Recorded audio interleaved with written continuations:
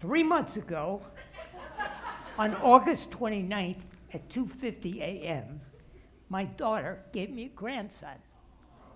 Well, Henry is his name. She didn't really give him to me. I get to play with him, I get to hold him, but I always have to give him back. He is the reason I moved to Asheville, but not the only reason. I was reading Einstein's Dreams, the chapter where people age more slowly when they live at higher altitudes. So I'm living in Miami at sea level. I'm 75 years old.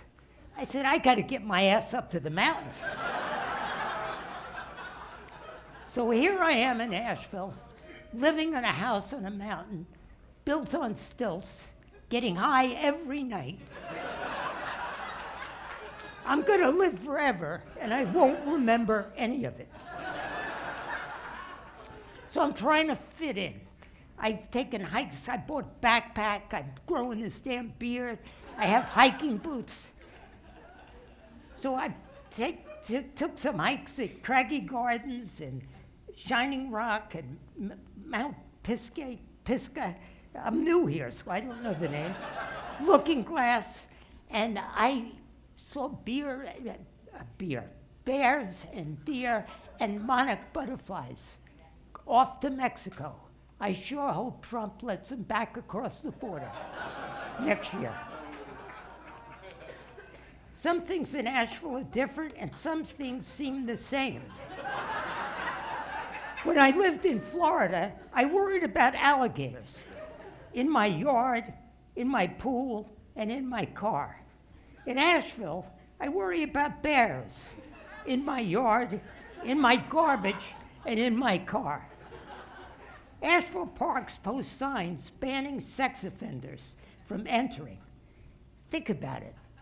We have a guy named Kavanaugh sitting on the Supreme Court bench that can't come into an Asheville park bench. So I enrolled at Osher Learning Center at UNCA. I loved it. I brushed up on my Sanskrit. I learned I really didn't like Tennessee Williams. I took a class called Breaking 100. Thought it was tips on aging. Instead, they handed me a 9-iron. So I was walking downtown and crossed the street against a red light. A cop started harassing me about jaywalking. You know the story, jaywalking today, raping and pillaging tomorrow. Well, when I lived in New York City, if I lingered on a street corner with no traffic, I'd be arrested for soliciting. The policeman glared at me menacingly and then told me to move on. He realized I was white. I agree, profiling is awful. Look at me. I'm old, white, and cranky. Everybody assumes I'm an angry Republican and that I'm scared to death of the Browning of America. Well, I'm not any of those things. As far as the Browning of America, it's here, baby. Just look at my liver spots.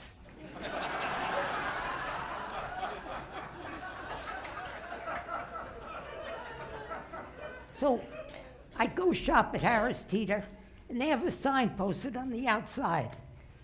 It says open 24 hours.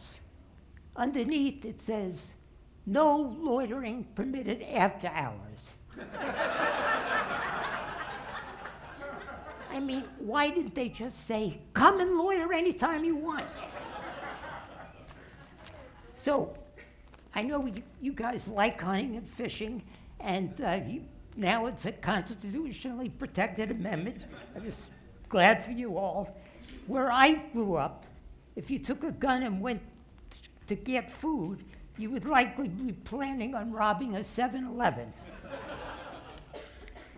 So I went for a walk along the French Broad River and went into the dog park to rest a bit. A woman asked, which dog is yours? When I told her I didn't have a dog, she slowly moved away like it was some kind of pervert. So I went to the pound and got a dog. She was loyal, but goofy looking, and barked at all my liberal friends. I named her Sarah Huckabee Sanders. My neighborhood has a social network. that residents use to exchange ideas and request help on any issues.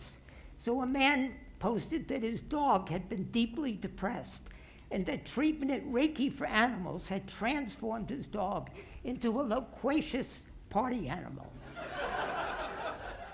Well, my Sarah continued to be agitated, barking incessantly when I watched Morning Joe with my morning coffee.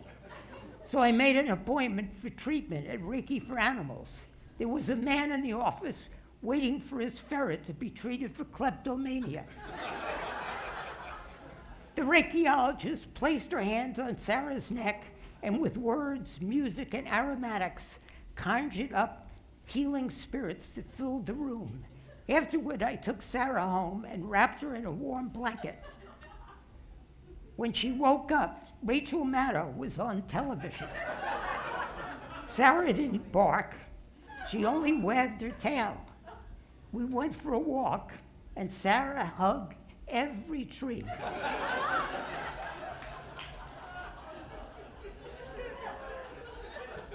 So here I am, sitting on a bench near Drum Circle, downtown. A man carrying all his worldly possessions stopped and asked if I was new to town. He offered me a cigarette and told me where I could get some food for free. I guess I'm starting to really fit in. But the one reason I really love Asheville is everybody is always ready to reach out and help. Thank you.